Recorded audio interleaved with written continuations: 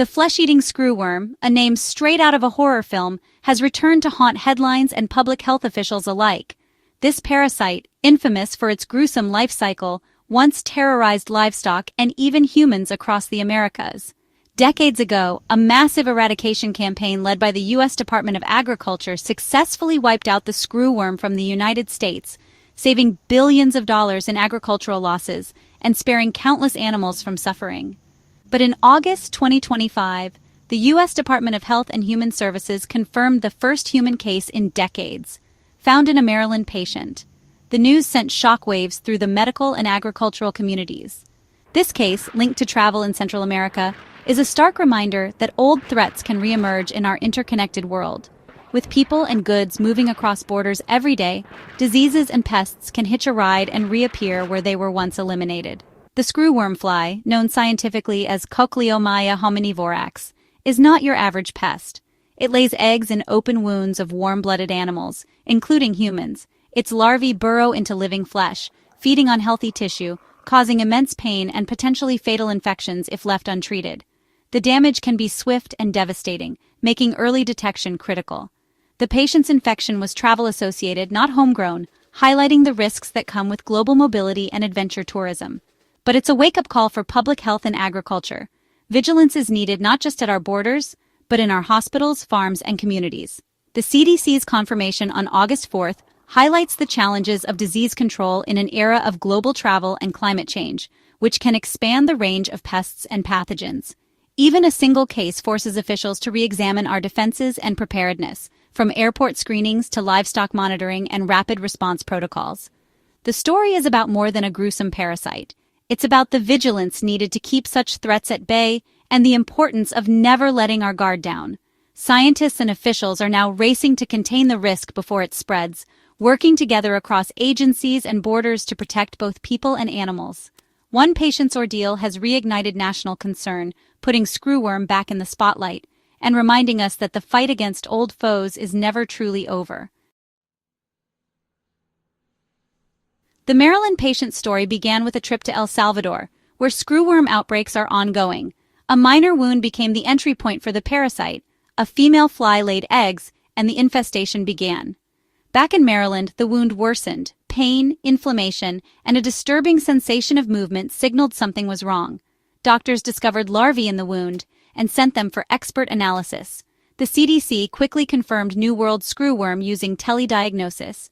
The patient was treated by surgically removing every larva and administering antibiotics. Maryland health officials acted fast to prevent any chance of the parasite spreading.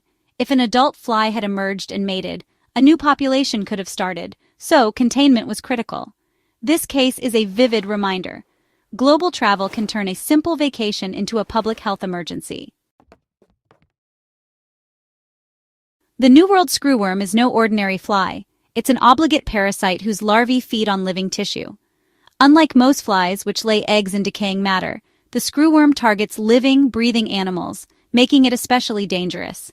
Its scientific name is Cochleomya hominivorax, and it's infamous for its gruesome life cycle and devastating effects on livestock and wildlife.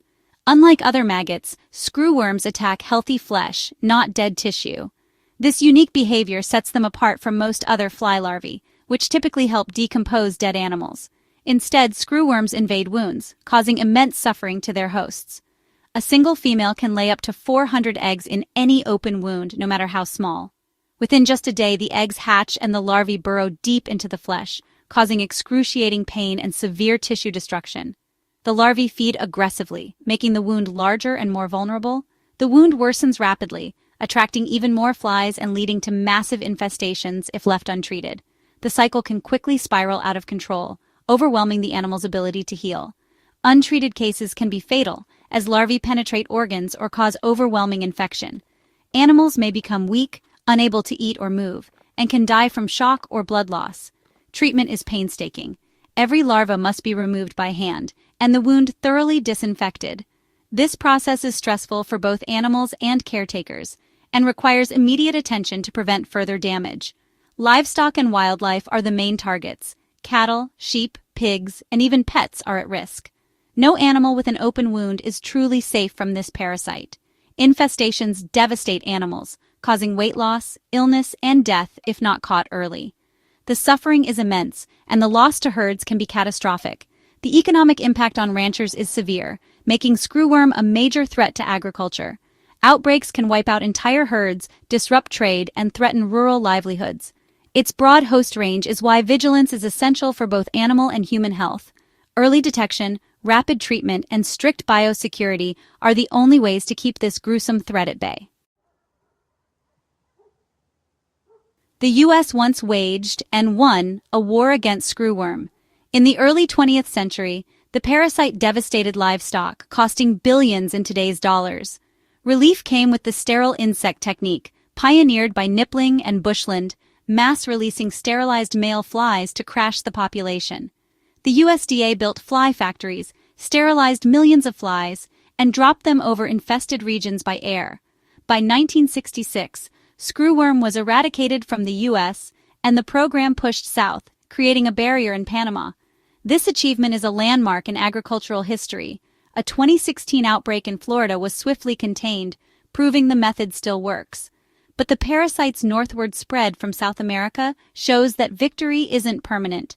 Constant vigilance and international cooperation are needed to keep screwworm at bay. The Maryland case is a reminder that the threat can return if we let our guard down. The fight against screwworm is never truly over. After the Maryland case, many wonder, is the public at risk? Health officials say the threat is very low. This was an isolated travel-related case, not a local outbreak. The screwworm's life cycle makes it unlikely to establish from a single human case, especially with swift intervention. No animal cases have been reported in the U.S. as of August 2025. The real concern is the parasite's steady advance north through Central America and Mexico. A recent case in Veracruz, Mexico, just 370 miles from the U.S. border, signals growing risk. Officials urge awareness, not panic, and are monitoring the situation closely. The focus is on preventing new introductions and acting quickly if another case appears. Continued surveillance and border controls are crucial to keeping the risk low. While public risk is low, the threat to U.S. livestock is serious. Modern ranching isn't prepared for screwworm's return. Daily wound checks and treatments would be costly and disruptive. A Texas outbreak could cost the industry $1.8 billion, factoring in livestock deaths, treatment, and labor. The cattle herd is already at a 70-year low, making the industry especially vulnerable. Newborn animals are at highest risk. Screwworm infestations are often fatal for them. The parasite's return would be an animal welfare crisis and a financial disaster. Ranchers and veterinarians are on high alert, seeing the Maryland case as a warning. The northward march through Mexico brings the threat closer to U.S. ranches every day. The industry is demanding strong government action to protect herds and livelihoods. A single breach could devastate the nation's food supply and rural economies. In response to the growing threat, the United States has dramatically tightened border controls, with a particular focus on the long and often porous border with Mexico. Security has been ramped up at key checkpoints, and patrols have increased, all in an effort to keep the dangerous pest from crossing into American territory. Since late 2024, the U.S. has taken the extraordinary step of largely halting cattle imports from Mexico. This measure is designed to prevent any infested animals from slipping through, even though it has caused significant disruption to the livestock industry and affected ranchers on both sides of the border. After the alarming outbreak in Veracruz, authorities suspended all southern livestock trade. Markets that once bustled with activity now stand empty, a stark reminder of the high stakes involved in this biosecurity battle. The sterile insect technique, which involves releasing sterilized flies to disrupt the pest's life cycle, remains the cornerstone of defense. However, the Panama facility, which has supplied sterile flies for decades, is now struggling to meet the overwhelming demand. To address this shortfall, the U.S. is investing in a new state-of-the-art sterile fly production plant in Texas. This facility is designed to dramatically increase output, aiming to produce enough flies to create a robust biological barrier along the border. Located strategically near the Rio Grande, this new plant will be absolutely critical to the long-term fight. But with construction expected to take 2 to 3 years, the region faces a window of vulnerability that demands heightened vigilance. In the meantime, the U.S. is also supporting Mexico's efforts to build its own sterile fly facility. By sharing expertise and resources, both countries hope to strengthen their defenses and speed up their response. International cooperation is more important than ever. Controlling the screwworm is a shared responsibility, requiring close coordination, open communication, and mutual trust between nations.